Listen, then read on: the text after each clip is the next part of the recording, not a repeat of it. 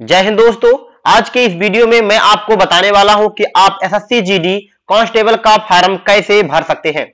मैं आपको पूरी तरीके से पूरे डिटेल के साथ बताने वाला हूं कि आप फॉर्म कैसे भरेंगे। अगर आप पहली बार फॉर्म भरने जा रहे हैं तब आप फॉर्म कैसे भरेंगे, आप इससे पहले एसएससी में रजिस्ट्रेशन कर चुके हैं तब फॉर्म कैसे भरेंगे, सब कुछ डिटेल में आपको इसमें बताने वाला हूं।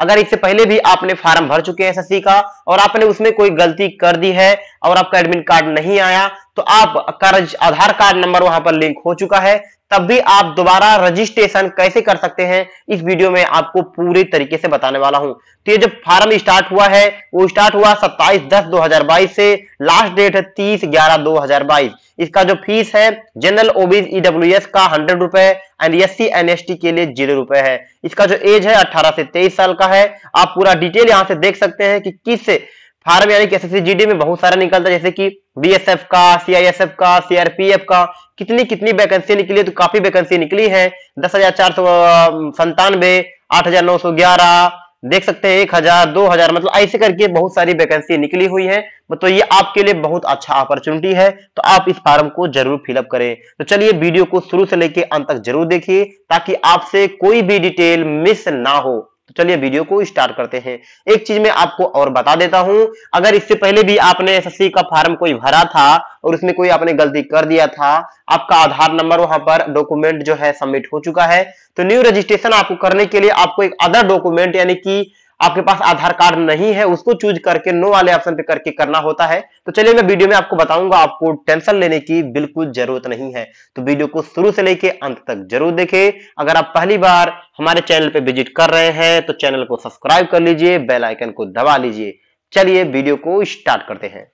तो सबसे पहले आपको एसएससी के वेबसाइट पर आ जाना है। एसएससी का जो ऑफिशियल वेबसाइट है यहाँ पर आपको आ जाना है। वैसे मैं आपको इसका लिंक इस वीडियो के डिस्क्रिप्शन में दे दूंगा जहां से आप डायरेक्ट यहां पर आ सकते हैं। अगर इससे पहले आपने कभी भी एसएससी का कोई भी फॉर्म भरा है, चाहे सीजीएल, जीडी, सीएचएसएल, एमटीएस, कोई भी अगर आपने फॉर्म इससे पहले फिलअप किया है तो आप अपने रजिस्ट्रेशन नंबर से और पासवर्ड से लॉगिन कर सकते हैं।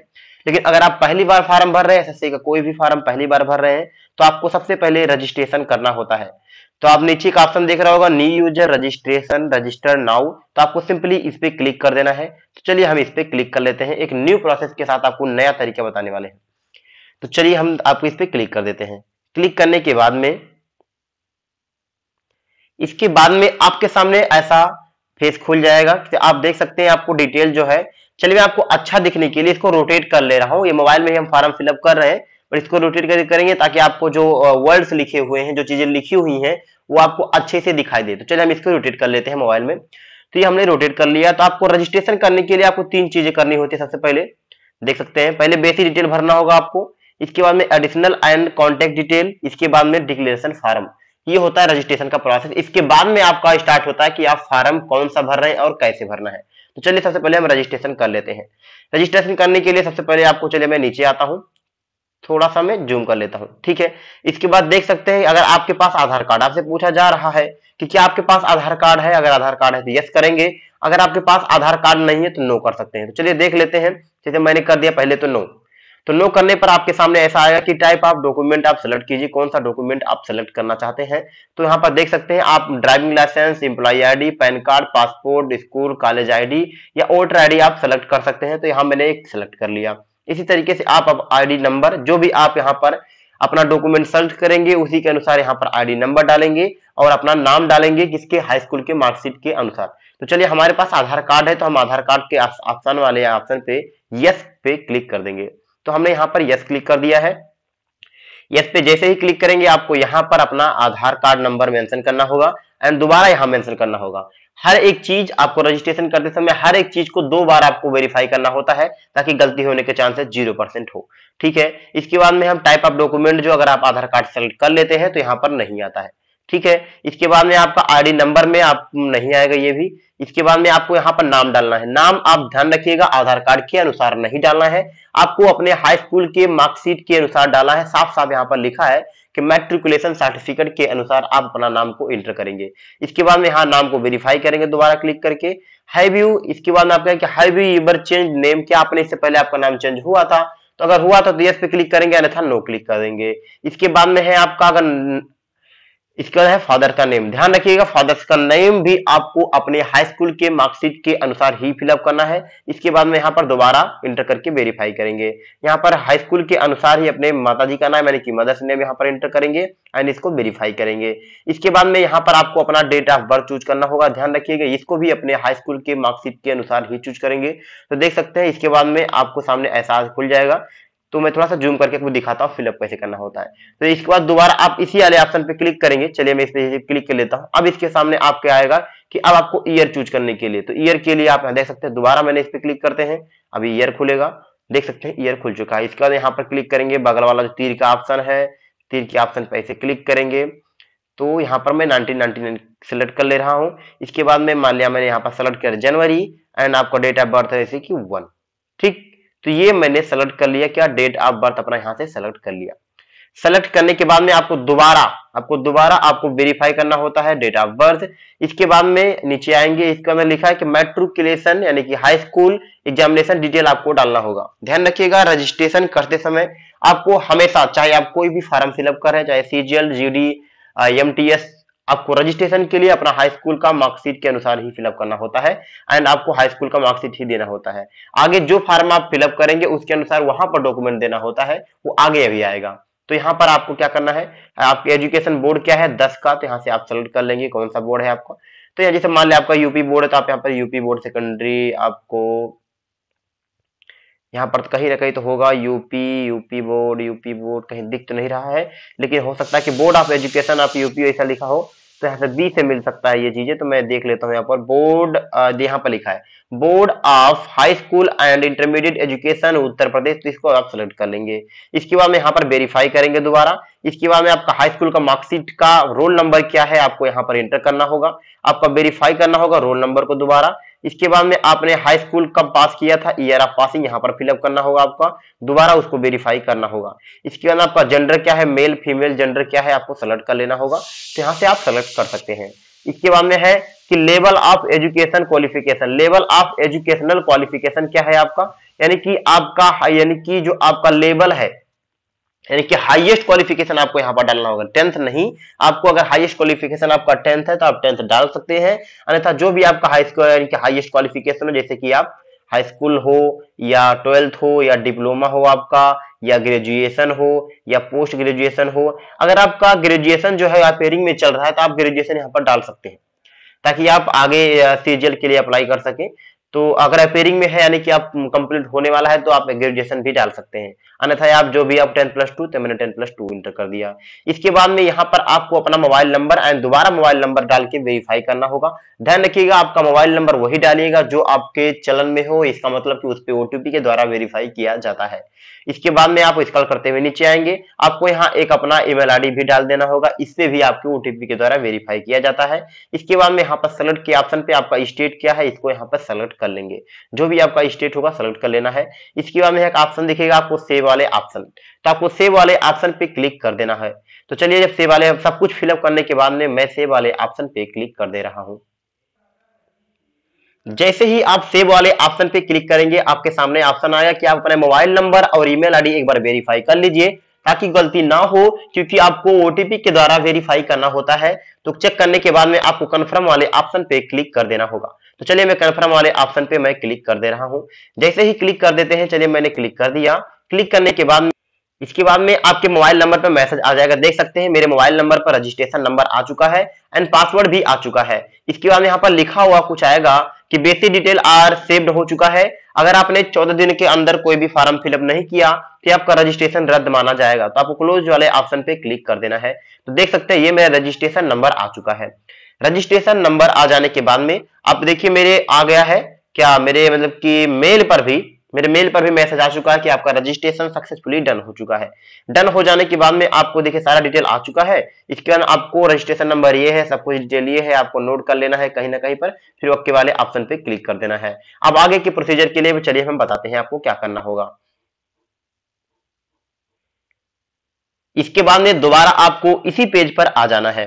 तो ध्यान रखिएगा आपने जैसे ही आपने जो मोबाइल नंबर और ईमेल आईडी फिलअप किया होगा उसी मोबाइल नंबर पे आपका रजिस्ट्रेशन नंबर और पासवर्ड सेंड कर दिया होगा। 4 डिजिट का पासवर्ड, 1 टाइम पासवर्ड सेंड कर दिया गया होगा। इसके बाद में इस आपको रजिस्ट्रेशन नंबर जो आपके मोबाइल नंबर पे आया है, ईमेल आईडी पे आया है, उसको डालेंगे, पासवर्ड डालेंगे, इस कैप्चा को यहाँ पर फिलअप करेंगे एंड लॉगिन वाले ऑप्शन पे क्लिक कर देंगे। तो चलिए सब कुछ फिलअप करने के बाद हम लोग लॉगिन कर लेते हैं। जैसे ही आप लॉगिन वाले ऑप्शन पे क्लिक करेंगे आपके सामने आएगा चेंज पासवर्ड करने का, यानी कि आपके मोबाइल नंबर ईमेल आईडी पे जो ओल्ड पासवर्ड आया है उसको यहाँ पर इंटर करेंगे और आपको एक न्यू पासवर्ड यहाँ पर डाल के सबमिट वाले ऑप्शन पे क्लिक कर देना है। ध्यान रखिएगा न्यू पासवर्ड ऐसा होना चाहिए, पहला अक्षर कैपिटल होना चाहिए, कुछ स्मॉल लेटर होने चाहिए, कुछ स्पेशल कैरेक्टर होने चाहिए और कुछ नंबर होने चाहिए, तभी ये एक्सेप्ट करेगा। ऐसा पासवर्ड बनाने के बाद में सबमिट वाले ऑप्शन पे क्लिक कर दीजिएगा। फिर ऐसा मैसेज आपके पास आ जाएगा, your password has been changed successfully, please log in to continue. तो आपको क्लोज वाले ऑप्शन पे क्लिक करके आपको दोबारा जो न्यू पासवर्ड आपने बनाया है उससे लॉगिन करेंगे रजिस्ट्रेशन नंबर डाल के।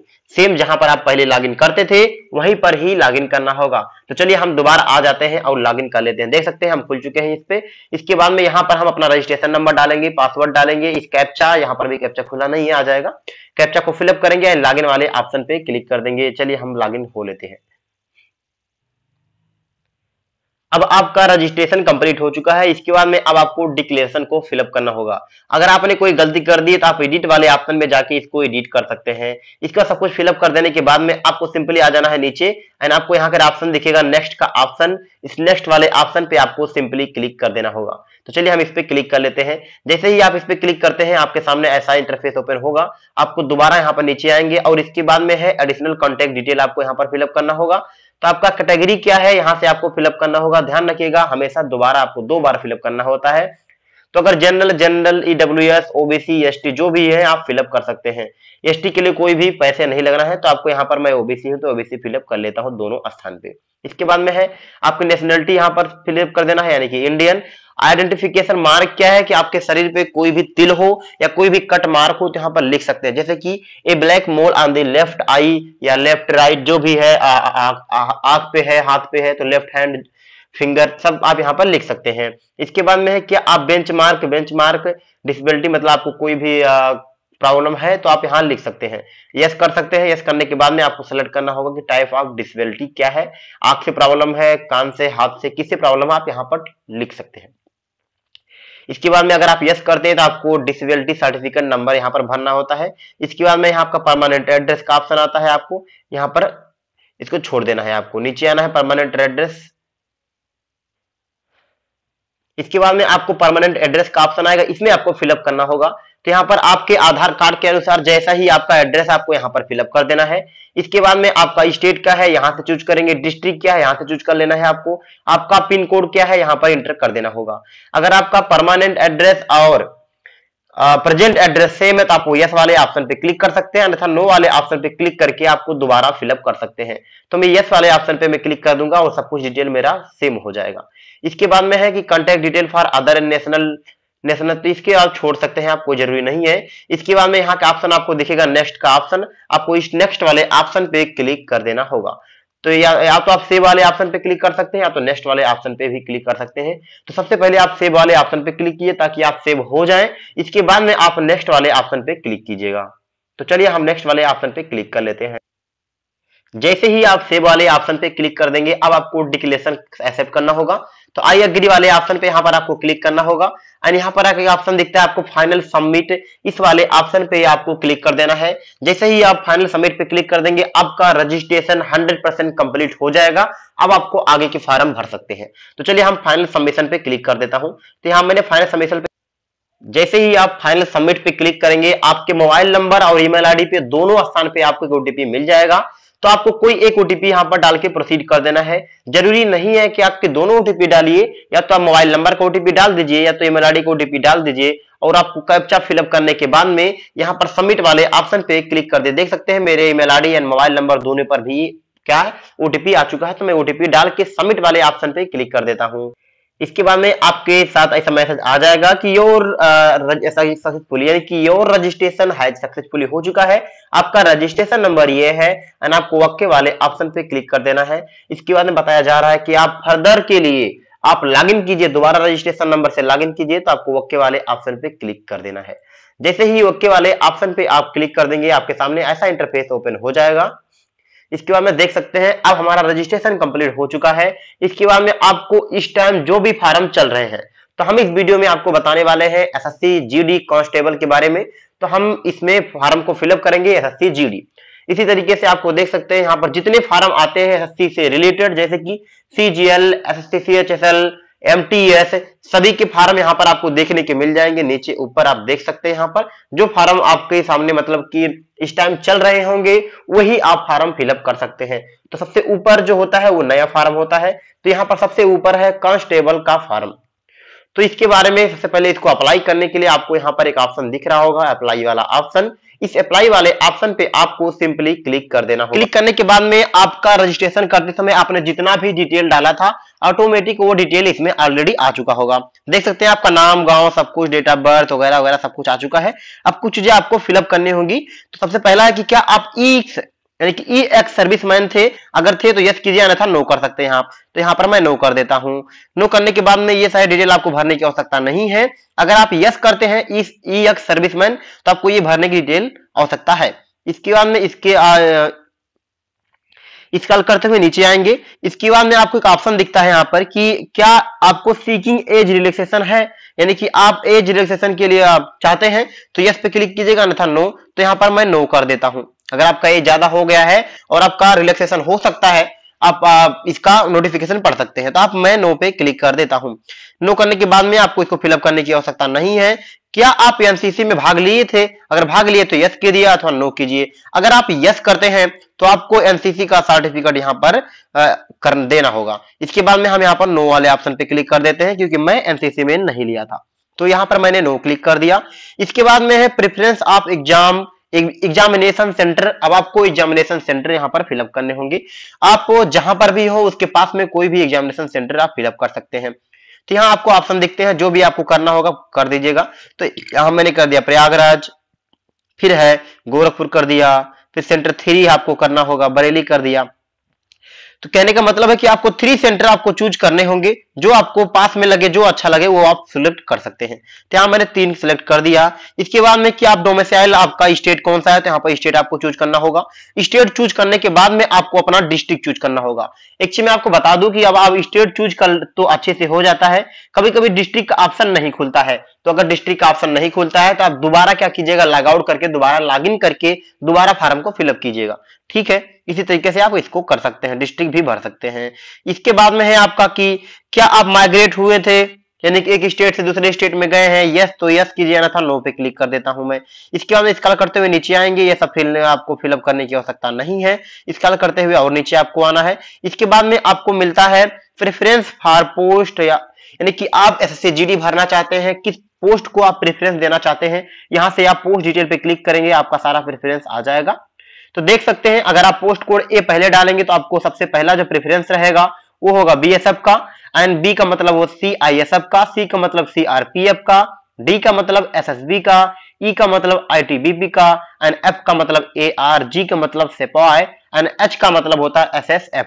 तो जिसको भी आप पहले फिलअप करना चाहते हैं उसको आप कर सकते हैं। तो चलिए हम इसको फिलअप कर लेते हैं।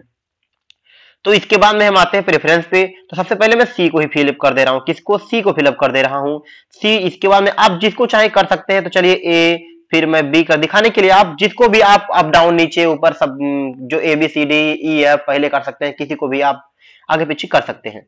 तो यहां से मैंने कर दिया।